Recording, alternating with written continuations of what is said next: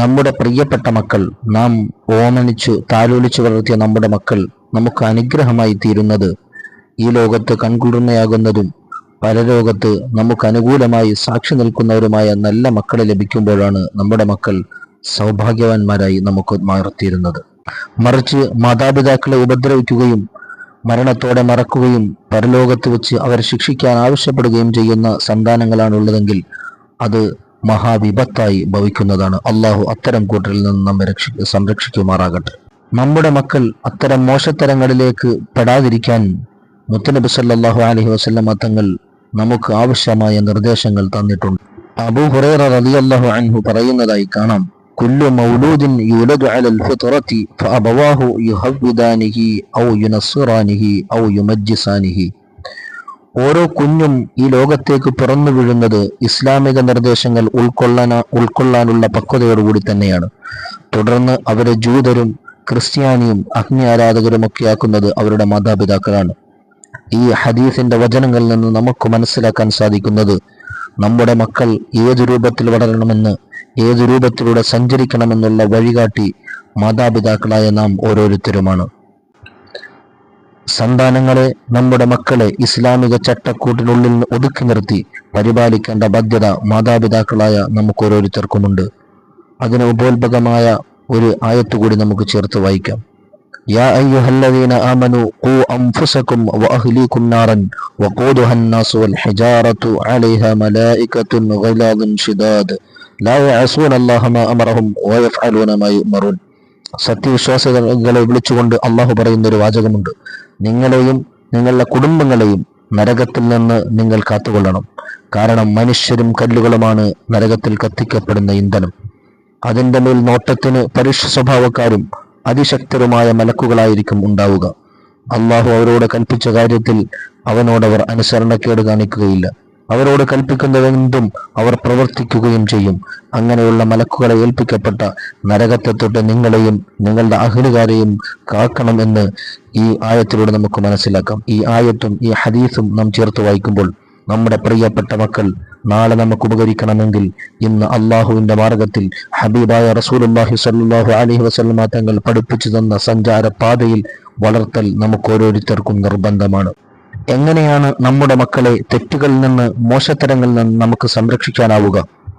ഒന്ന് പരിശോധിച്ചാൽ നമുക്ക് മനസ്സിലാക്കാൻ സാധിക്കുന്നത് അവർക്ക് അവരുടെ ആവശ്യമുള്ള പ്രായങ്ങളിൽ ആവശ്യമായ അറിവും മര്യാദയും ഖുർആനും തിരുവചനങ്ങളും നാം അവരെ നിർബന്ധമായും പഠിപ്പിച്ചിരിക്കണം.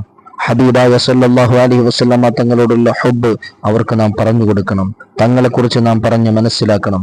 വിശുദ്ധ ഖുർആൻ പാരായണം ചെയ്യേണ്ടത് എങ്ങനെയാണ്, അതനുസരിച്ച് ജീവിക്കേണ്ടത് എങ്ങനെയാണെന്ന് അവർക്ക് പറഞ്ഞു കൊടുക്കുകയും ജീവിച്ച് കാണിക്കുകയും ചെയ്യൽ മാതാപിതാക്കളായ നാം ഓരോരുത്തരും നിർബന്ധമായി ഏറ്റെടുക്കേണ്ടതാണ്. അതുകൊണ്ട് തന്നെയാണ് മഹാന്മാർ നമ്മെ ഓർമ്മപ്പെടുത്തിയത്, ഓരോ മുസ്ലിങ്ങളും അവരുടെ സന്താനങ്ങളെ, അവരുടെ കുടുംബത്തിനെ കൃത്യമായ രീതിയിൽ മര്യാദകൾ പഠിപ്പിക്കണം. അതിന്റെ ഭാഗമായി നല്ല കാര്യങ്ങൾ അവരോട് കൽപ്പിക്കുകയും മോശമായ കാര്യങ്ങളിൽ നിന്ന് നിർബന്ധമായും വിട്ടുനിൽക്കണം എന്ന് മഹാന്മാർ നമ്മെ ഓർമ്മപ്പെടുത്തുന്നുണ്ട്. മാതാപിതാക്കളായ നാം ഓരോരുത്തരെ സംബന്ധിച്ചിടത്തോളം സന്താന പരിപാലനത്തിൽ നാം ചില കാര്യങ്ങൾ ശ്രദ്ധിക്കേണ്ടതുണ്ട്. ആ കാര്യങ്ങൾ ശ്രദ്ധിച്ചാൽ ഏകദേശം നമ്മുടെ മക്കൾ നമ്മുടെ പരിധിയിൽ നിൽക്കും. ഒന്നാമത്തത്, ക്ഷമയും സഹനവും കാരുണ്യവും നാം കൈക്കൊള്ളണം. കുട്ടികളുടെ ഭാഗത്തു നിന്ന് അനിഷ്ടകരമായ പ്രവൃത്തികൾ ഉണ്ടാവുക എന്നത് സ്വാഭാവികമാണ്. വ്യത്യസ്തമായ സ്വഭാവങ്ങളിലാണ് കുട്ടികൾ വളർന്നു വരുന്നത്. വ്യത്യസ്തമായ കൂട്ടുകെട്ടുകളിലാണ് അവർ വളർന്നു വരുന്നത്. അതുകൊണ്ട് കുട്ടികളുടെ ഭാഗത്തു നിന്ന് നമുക്ക് ഇഷ്ടപ്പെടാത്ത, നമുക്ക് താല്പര്യപ്പെടാത്ത പല പ്രവർത്തനങ്ങളും നമുക്ക് കണ്ടേക്കാം. പക്ഷേ അവയൊക്കെ ക്ഷമയോടെയും തന്ത്രപരമായും നാം കൈകാര്യം ചെയ്യണം. എപ്പോഴും കുട്ടികളെ ശകാരിക്കുന്നതും അടിക്കുന്നതും നാം ഉദ്ദേശിക്കുന്നതിനേക്കാൾ വിപരീത ഫലമാണ് ചെയ്യാൻ ഉണ്ടാവുക. നാം ഉദ്ദേശിച്ച കാര്യങ്ങൾ നടന്നുകൊള്ളണം എന്നില്ല. അതുകൊണ്ട് കുട്ടികളോട് നല്ല കരുണയോടുകൂടി, സഹനത്തോടുകൂടി, ക്ഷമയോടുകൂടി വേണം ഓരോ വിഷയങ്ങളിലും ഇടപെടാൻ. പരുഷവും കാഠിന്യവുമായ പെരുമാറ്റമാണ് നാം കുട്ടികളോട് നിരന്തരമായി നടത്തുന്നതെങ്കിൽ അത് കുട്ടികളുടെ സ്വഭാവത്തെ മോശമാക്കി കളയാൻ, ദുസ്വഭാവികളാക്കാൻ അത് കാരണമാകും. അതുകൊണ്ട് എന്ത് വിഷയങ്ങളുണ്ടെങ്കിലും കുട്ടികളോട് മാന്യമായ രീതിയിൽ, സ്നേഹത്തിന്റെ ഭാഷയിൽ, കരുണയുടെ ഭാഷയിൽ അവരോട് ഇടപഴകാൻ നാം ശ്രദ്ധിക്കണം. അത് കുട്ടികളിൽ വലിയ മാറ്റങ്ങൾ വരുത്താൻ കാരണമാകും. രണ്ടാമത്തത്, ശൈശവ പ്രകൃതിയെ മനസ്സിലാക്കി നാം പെരുമാറണം. കുട്ടികളുടെ രീതി എങ്ങനെയാണെന്ന് മനസ്സിലാക്കി നാം പെരുമാറണം. അതായത് കുട്ടികൾ എങ്ങും അടങ്ങിയൊരുങ്ങിയിരിക്കുന്നവരല്ലല്ലോ. നിരന്തരം ഭക്ഷണം കഴിക്കുകയും നിരന്തരം പ്രവർത്തിക്കുകയും നിരന്തരം കളിക്കുകയും ചെയ്യൽ അവരുടെ വളർച്ചയുടെ ഭാഗമാണ്. ശരീരത്തിൽ വർദ്ധിച്ചു വരുന്ന ശക്തി ഉപയോഗപ്പെടുത്താനാണ് കുട്ടികൾ നിരന്തരം പ്രവർത്തിക്കുന്നത്, നിരന്തരം കളിക്കുന്നത്. കളിയൊക്കെ അതിന്റെ ഭാഗമാണല്ലോ. കുട്ടികൾ നിരന്തരം കളിക്കുകയും പലപ്പോഴും ജീവിതത്തിന് ആവശ്യമായ കഴിവുകൾ ആർജിക്കാൻ ആവശ്യമായ സാർത്ഥകങ്ങളായ പ്രവർത്തനങ്ങളായിരിക്കും കുട്ടികൾ പലപ്പോഴും ചെയ്യുക. ശാരീരികവും മാനസികവുമായ കഴിവുകൾ വികസിപ്പിച്ചെടുക്കാൻ കളിക്കാനും മറ്റു കാര്യങ്ങൾ ചെയ്യാനുമുള്ള സ്വാതന്ത്ര്യം അവർക്ക് നാം നൽകണം. അതിനുള്ള സൗകര്യങ്ങളും സാഹചര്യങ്ങളും നാം കുട്ടികൾക്ക് വകവെച്ചു കൊടുക്കണം. നാം ഏറെ ശ്രദ്ധിക്കേണ്ട ഒരു കാര്യം, കുട്ടികളുടെ സ്വഭാവം നിരന്തരം മാറിക്കൊണ്ടിരിക്കും. ചിരിയും കരച്ചിലും മാറി മാറി വരും. അല്പം മുമ്പ് വരെ ചിരിച്ച് രസിച്ചിരുന്ന നമ്മുടെ കുട്ടി പെട്ടെന്നായിരിക്കും ഒരു വിഷയത്തിന് വേണ്ടി അട്ടഹസിച്ച് കരയുന്നത്. കുട്ടികളിൽ ഒരേ കാര്യത്തിൽ ദീർഘനേരത്തെ ശ്രദ്ധ കേന്ദ്രീകരിക്കാൻ അവർക്ക് വളരെ പ്രയാസം ഉണ്ട്. ആ പ്രയാസം ഉള്ളത് കാരണമാണ് അവർക്ക് കൂടുതൽ സമയം ഒന്നിലേക്ക് ശ്രദ്ധ കേന്ദ്രീകരിക്കാൻ കഴിയാത്തത്. ഇത് മനസ്സിലാക്കി രക്ഷിതാക്കൾ കൃത്യമായ രൂപത്തിൽ അവരോട് ഇടപെടുകയും അവരുടെ കരച്ചിലിന്റെ കാരണം കണ്ടെത്തി അവർക്ക് മനസ്സിലാകുന്ന രീതിയിൽ പറഞ്ഞു മനസ്സിലാക്കി അവരോടൊപ്പം ചേരുകയാണ് നാം വേണ്ടത്.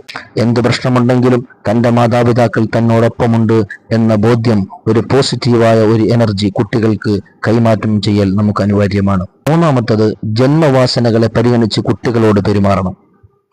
പഠനമോ പരിശീലനമോ കൂടാതെ ജീവികളിൽ സഹജമായി കാണുന്ന പെരുമാറ്റങ്ങളാണ് ജന്മവാസനകൾ എന്ന് പറയുന്നത്. വളരാനും സാഹചര്യങ്ങളെ സമർത്ഥമായി നേരിടാനുമായി അല്ലാഹു തആല ജീവികൾക്ക് നൽകിയ അമൂല്യ അനുഗ്രഹമാണ് യഥാർത്ഥത്തിൽ ഈ ജന്മവാസനകൾ. ഉദാഹരണം പറഞ്ഞാൽ, പക്ഷികൾ കൂടുകൂട്ടുന്നതും കുട്ടികൾ തനിക്ക് ചുറ്റുമുള്ള വസ്തുക്കൾ പരിശോധിക്കുന്നതും പെറ്റുവീണ കിടാവ് തള്ളപ്പശുവിന്റെ അകടിലേക്ക് ചെല്ലുന്നതും അതുപോലെ ചെന്നായിൽ നിന്ന് ആടുകൾ ഓടി അകലുന്നതും ഇതെല്ലാം ജന്മവാസനകൾക്ക് ഉദാഹരണമാണ്. ഇതൊന്നും ഒരാളെ ട്രെയിൻ ചെയ്യിപ്പിച്ചെടുത്തതല്ല, ഒരു ജീവിയെയും മുൻ പരിശീലനം നൽകി ഉണ്ടാക്കിയതല്ല. അതിനൊക്കെ ജന്മവാസന മൂലം അതിന് ലഭിച്ച കഴിവുകളാണിതെല്ലാം. വരയ്ക്കാൻ കഴിവുള്ള കുട്ടികളാണെങ്കിൽ ആ രൂപത്തിൽ അതിന് കുട്ടികൾക്ക് പ്രോത്സാഹനം നൽകണം. പാട്ട് പാടാൻ കഴിവുള്ള കുട്ടികളാണെങ്കിൽ, പ്രസംഗിക്കാൻ കഴിവുള്ള കുട്ടികളാണെങ്കിൽ അതിനുള്ള സാഹചര്യങ്ങളും സന്ദർഭങ്ങളും നാം നിർമ്മിച്ചു കൊടുക്കുകയും അവരുടെ വളർച്ചയ്ക്കും ഉയർച്ചയ്ക്കുമുള്ള എല്ലാവിധ സഹായങ്ങളും നാം ചെയ്തു കൊടുക്കുകയും ചെയ്യണം. അപ്പോൾ കുട്ടികൾ കൂടുതൽ താല്പര്യത്തോടുകൂടി നമ്മളെ സ്നേഹിക്കാനും നമ്മൾക്ക് അവരെ സ്നേഹിക്കാനും കഴിയും. അതുകൊണ്ട് തന്നെ കുട്ടികളുടെ ജന്മവാസനകൾ മനസ്സിലാക്കി കുട്ടികളെ സൽസ്വഭാവികളും കഴിവുള്ളവരുമാക്കാൻ രക്ഷിതാക്കളായ നാം ഓരോരുത്തരും ശ്രദ്ധിക്കേണ്ടതുണ്ട്. കുട്ടികളിൽ വ്യത്യസ്തമായ ജന്മവാസനകളുണ്ട്. അതിനെക്കുറിച്ച് ഇൻഷാ അല്ലാഹ് നമുക്ക് മറ്റൊരവസരത്തിൽ സംസാരിക്കാം. അള്ളാഹു നമ്മുടെ മക്കളെയൊക്കെ നല്ല സാലിഹ്യങ്ങളും നല്ല മുത്തഖീങ്ങളും ഇരുലോകത്തും കൺകുളിർമയുള്ള നല്ല മക്കളാക്കി അള്ളാഹു നമ്മുടെ മക്കളെയൊക്കെ മാറ്റട്ടെ. നല്ല മക്കളെ പടുത്തുയർത്താൻ പറ്റിയ നല്ല മാതാപിതാക്കളായി, നല്ല സൽസ്വഭാവികളായ മാതാപിതാക്കളായി അള്ളാഹു നമ്മെ കബൂൽ ചെയ്യുമാറാകട്ടെ.